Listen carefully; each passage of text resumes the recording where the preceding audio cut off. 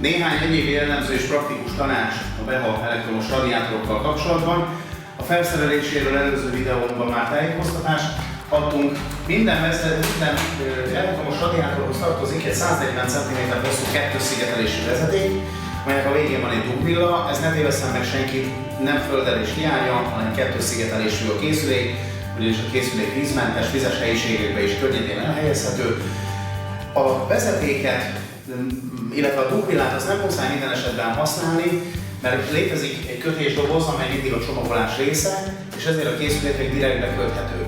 A villanyszerelő úgy dönt, hogy egyiket sem alkalmazza, hanem ezt a vezetéket szeretné levágni, egész nyugodtan megteheti, ez nem jár garanciavesztéssel.